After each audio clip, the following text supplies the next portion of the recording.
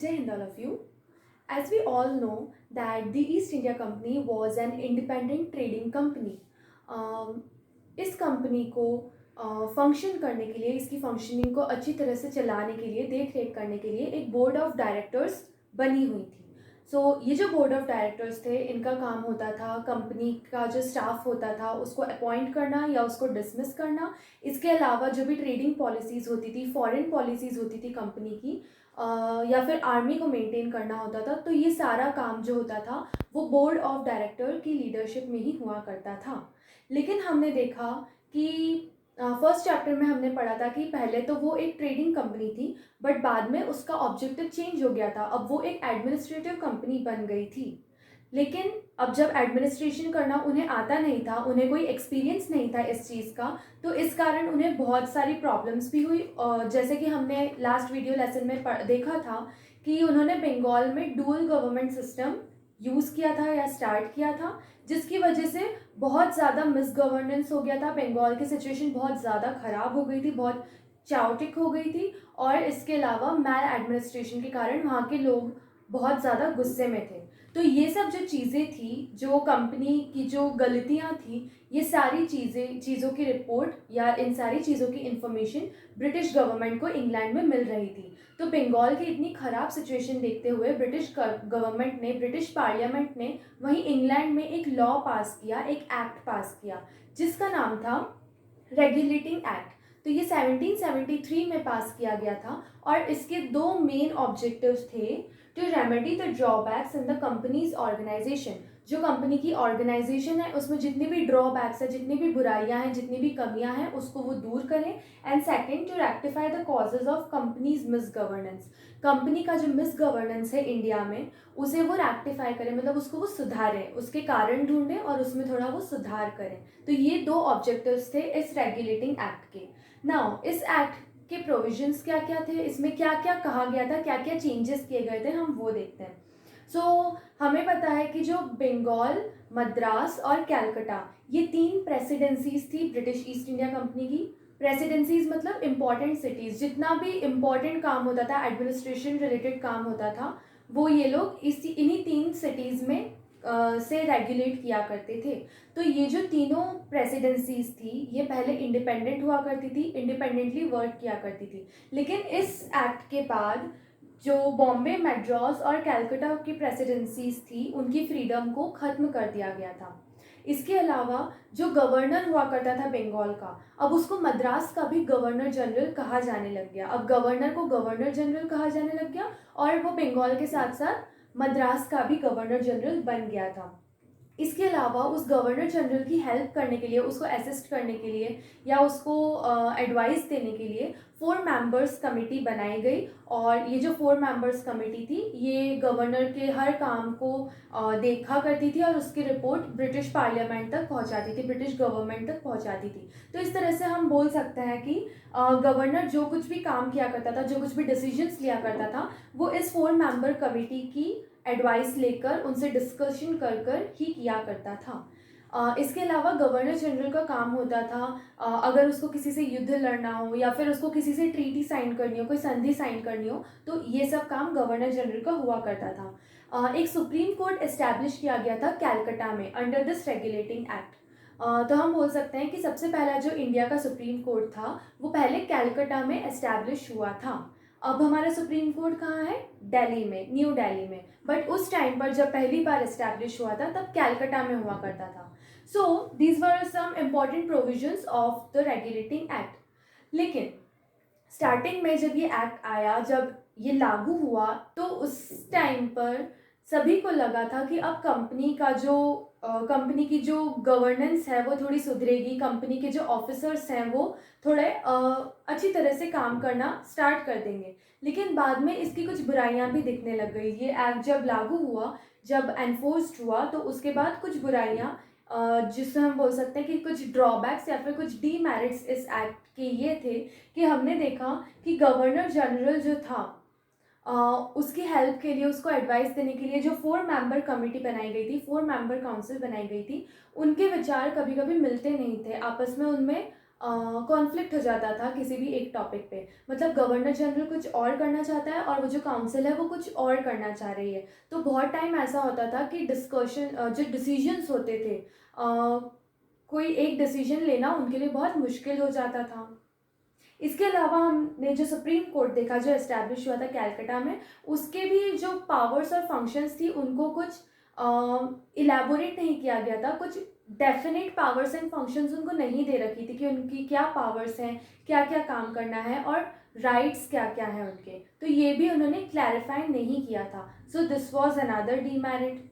अब क्योंकि governor general जो था उसको रेगुलेट करने के लिए, उसके ऊपर नज़र रखने के लिए एक 4 मेंबर काउंसिल बनाई गई थी। तो अब governor general was not independent. जो गवर्नर था पहले वो इंडिपेंडेंट हुआ करता था, लेकिन अब जो गवर्नर जनरल था वो इंडिपेंडेंट नहीं होता था और उसकी जो फ्रीडम थी उसको कहीं ना कहीं कर्ब किया जाता था, उसको कहीं ना कहीं दबा दिया गया था। So these were the demerits of the regulating act. और ये जो डीमेरिट्स थे रेगुलेटिंग एक्ट के, उनको दूर करने के लिए एक और एक्ट पास किया गया जिसका नाम था पिट्स India act. Now पिट्स India act 1784। अभी हमने रेगुलेटिंग एक्ट पढ़ा था। रेगुलेटिंग एक्ट के जितने भी डीमेरिट्स थे, उसमें जितनी भी बुराइयां थी, जितनी भी कमियां थी, उनको दूर करने के लिए एक और एक्ट पास किया गया by the British prime minister William पिट। उस टाइम पर ब्रिटेन के जो प्राइम मिनिस्टर थे उनका नाम था विलियम पिट। उन्होंने इस एक्ट को पास करवाया था वहाँ की पार्लियामेंट में, इसलिए उनके नाम पर इस एक्ट का नाम रख दिया गया Pitt's India act. It was passed in 1784 और इसके मेन ऑब्जेक्टिव्स क्या क्या थे। First, to remove the shortcomings of regulating act. Regulating act की जितनी भी शॉर्ट कमिंग्स थी, जितनी भी कमियां थी, उसे दूर करना। To make the administration efficient and responsible. India का जो एडमिनिस्ट्रेशन है उसे और अच्छा करना और रिस्पॉन्सिबल बनाना। To give the British government supreme control over the company's affairs and administration। अब यहाँ इंडिया में जो कंपनी का कंट्रोल था, ईस्ट इंडिया कंपनी का जो कंट्रोल था, जो एडमिनिस्ट्रेशन चल रहा था, उस पर ब्रिटिश गवर्नमेंट का सुप्रीम कंट्रोल, पूरा का पूरा कंट्रोल ब्रिटिश गवर्नमेंट का ही होगा। इसी ऑब्जेक्टिव के साथ ये एक्ट लाया गया था। Now what were the provisions of this act. इस एक्ट में क्या क्या चीज़ें लिखी हुई थी, क्या क्या चीज़ें चेंज की गई। सो अ 6 member board of control was established. एक 6 मेंबर बोर्ड ऑफ कंट्रोल बनाया गया।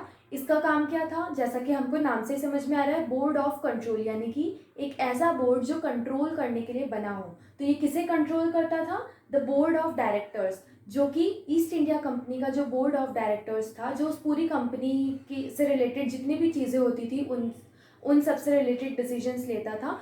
उस बोर्ड ऑफ डायरेक्टर्स पे कंट्रोल करने के लिए बोर्ड ऑफ कंट्रोल बनाया गया। तो अब इस बोर्ड ऑफ कंट्रोल की वजह से जितनी भी रेवेन्यू से रिलेटेड पॉलिसीज़ थी, जितनी ट्रेडिंग पॉलिसीज़ थी, फॉरेन पॉलिसीज़ थी, आर्मी से रिलेटेड जो चीज़ें थी, उन सभी पर इस बोर्ड ऑफ कंट्रोल की नज़र रहती थी और उनका ही कंट्रोल रहता था, जो कि डायरेक्टली ब्रिटिश पार्लियामेंट के द्वारा भेजा गया था, उनका रिप्रेजेंटेटिव था। इस एक्ट ने रेस्ट्रिक्ट कर दिया कंपनी को कि आप किसी भी वॉरफेयर में एक्टिव नहीं होंगे। मतलब अब आप कोई भी लड़ाई नहीं लड़ेंगे इंडिया में रहकर, और अपना और एम्पायर का एक्सपेंशन नहीं करेंगे लड़ाई के through. Governor general became the real ruler of India. अब जो गवर्नर जनरल था, जो सिर्फ कैलकाटा और यानी कि जो बंगाल का गवर्नर और जो मद्रास का होता था, इन दोनों जगह का ही गवर्नर जनरल होता था रेगुलेटिंग एक्ट के तहत। लेकिन अब इस एक्ट में कहा गया कि जो गवर्नर जनरल होगा वो डायरेक्ट ब्रिटिश पार्लियामेंट जो भेजेगी, वो गवर्नर जनरल अब पूरे इंडिया का रूलर होगा। वो ही सारा एडमिनिस्ट्रेशन देखेगा और वो डायरेक्ट पार्लियामेंट को रिपोर्ट करेगा। सो these were the provisions of पिट्स India act. तो अब हम कह सकते हैं कि अब जो ब्रिटिश पार्लियामेंट थी उनका पूरा कंट्रोल हो गया था। भले ही ईस्ट इंडिया कंपनी एडमिनिस्ट्रेशन चला रही थी इंडिया में, लेकिन पूरा जो कंट्रोल था उनके ऊपर भी कंट्रोल किसका था, ब्रिटिश पार्लियामेंट का या ब्रिटिश गवर्नमेंट का ही था। और ये क्यों हुआ था, because of पिट्स India act of 1784। Now we will discuss about some of the reforms which were introduced by the British in India। India में किन किन चीज़ों में रिफॉर्म्स हुए यानी कि चेंजेस हुए, वो हम जानते हैं। एडमिनिस्ट्रेटिव चेंजेस बहुत सारे हुए थे इंडिया में, और हमने जब डुअल गवर्नेंस पढ़ा था बंगाल में, जिसे एबॉलिश किया था वॉरेन हेस्टिंग्स ने, जो कि 1772 में अपॉइंट हुए थे as the governor of Bengal. उनकी जगह नए गवर्नर जनरल बने थे Lord Cornwallis. So Lord Cornwallis जब 1786 में इंडिया के गवर्नर जनरल बने थे, तो उन्होंने बहुत सारे ऐसे रिफॉर्म्स किए, बहुत सारे ऐसे चेंजेस किए जो कि बहुत ज़्यादा इम्पॉर्टेंट हो जाते हैं हमारे कंट्री के एडमिनिस्ट्रेशन में। So one of the most remarkable changes was the civil services, the starting of civil services in India. पहले क्या होता था, हम देखते थे कि ईस्ट इंडिया कंपनी थी, उसमें एक बोर्ड ऑफ डायरेक्टर्स थे, और एडमिनिस्ट्रेशन करने के लिए वो अपनी कंपनी में से ही अपने स्टाफ को अपॉइंट करते थे, उनको डिसमिस कर देते थे। लेकिन अब लॉर्ड कॉर्नवालिस ने एक ऐसा सिस्टम कर दिया जिसमें सिविल सर्विसेज इम्पॉर्टेंट हो गई थी एडमिनिस्ट्रेशन में पार्टिसिपेट करने के लिए इंडिया में। सो 1833 तक तो ऐसा था कि जो बोर्ड ऑफ डायरेक्टर्स था वो ही अपॉइंट करता था ऑफिसर्स को एडमिनिस्ट्रेशन में। लेकिन 1833 के बाद से कॉम्पिटिटिव एग्जामिनेशन सिस्टम, जो कि आज भी चलता है, जब हम कॉम्पिटिटिव एग्जाम्स देते हैं उसके बाद हमारा सिलेक्शन होता है एडमिनिस्ट्रेशन में कंट्री के। सो कॉम्पिटिटिव एग्जामिनेशन सिस्टम 1833 से स्टार्ट हो गया था इंडिया में।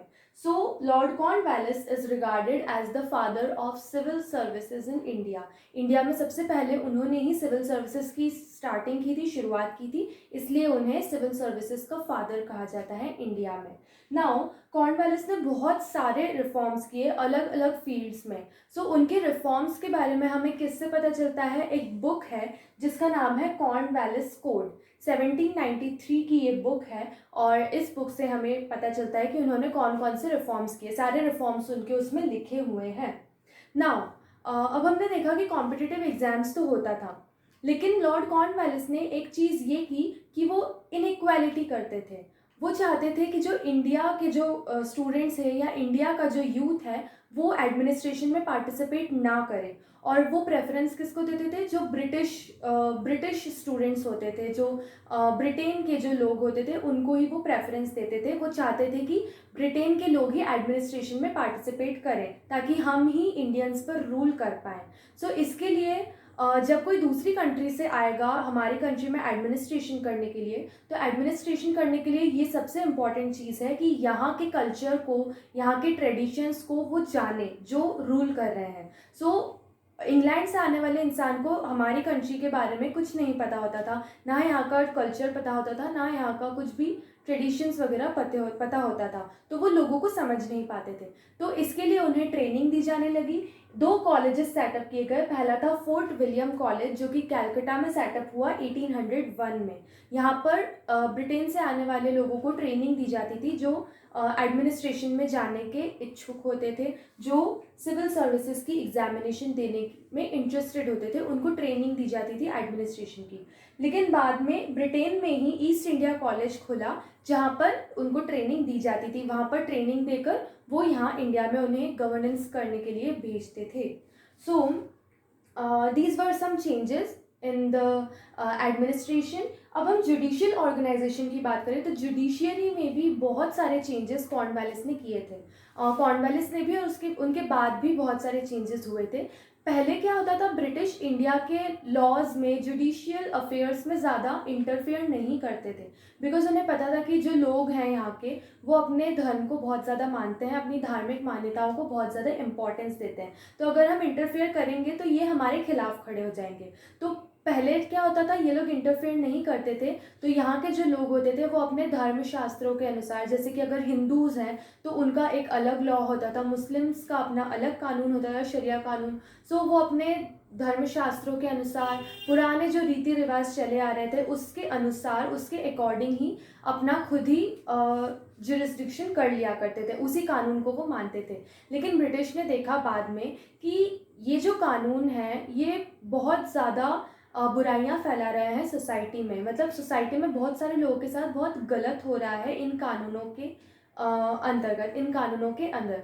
सो उन्होंने फिर ये जो जुडिशरी का जो काम था वो भी अपने हाथों में ले लिया, और ये उन्होंने बहुत अच्छा काम किया था कि उन्होंने बहुत सारे जो सोशल इविल्स थे उनको हटाने के लिए बहुत सारे कानून बनाए थे। So this was a good work by them, और इसमें इंडिया के भी बहुत सारे जो पढ़े लिखे लोग थे, बहुत फेमस लोग थे, उन्होंने भी हेल्प की थी उनकी। तो इसके बारे में, इस टॉपिक में हम आगे बात करेंगे अपने नेक्स्ट वीडियो लेसन में। जो सबसे पहला रिटन लॉ हुआ करता था, लिखा हुआ कानून, तो पहले क्या होता था, हिंदूज़ और मुस्लिम्स दोनों के अलग अलग कानून होते थे, लेकिन वो लिखे हुए नहीं थे। वो ऐसे ही अपने हिसाब से अपना खुद कर लिया करते थे सेटल, जो भी क्राइम होता था या जो भी कुछ अफेयर होता था उसके बारे में। सो ब्रिटिश जो थे उन्होंने सबसे पहले रिटन लॉ बनाया, लिखा हुआ कानून बनाया, और अब जो न्याय मिलता था, जो जस्टिस मिलता था, वो उस लिखे हुए कानून के अकॉर्डिंग ही दिया जाता था।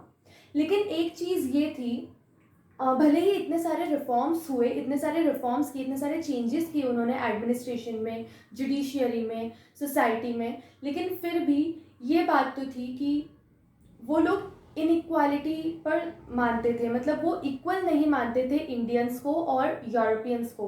वो मानते थे कि हमारी जो रेस है, हमारी जो ब्रिटिश रेस है, वो ज़्यादा सुपीरियर है, और वो हम इंडियंस को क्या मानते थे, असभ्य, यानी कि अनसिविलाइज्ड पीपल मानते थे। बहुत सारे तो जो ब्रिटिश ऑफिशियल्स थे उन्होंने तो कहा भी था कि इंडिया के जो लोग हैं वो बिल्कुल जानवरों की तरह रहते हैं, वो बिल्कुल भी कल्चर्ड नहीं है। तो ये बहुत गलत बात थी, और इसी कारण से जो कॉर्नवालिस थे उन्होंने भी इंडियंस को दूर रखने की कोशिश की थी एडमिनिस्ट्रेटिव सिस्टम से, और वो ज़्यादा प्रेफरेंस किसको देते थे, ब्रिटिश को देते थे, यूरोपियंस को देते थे।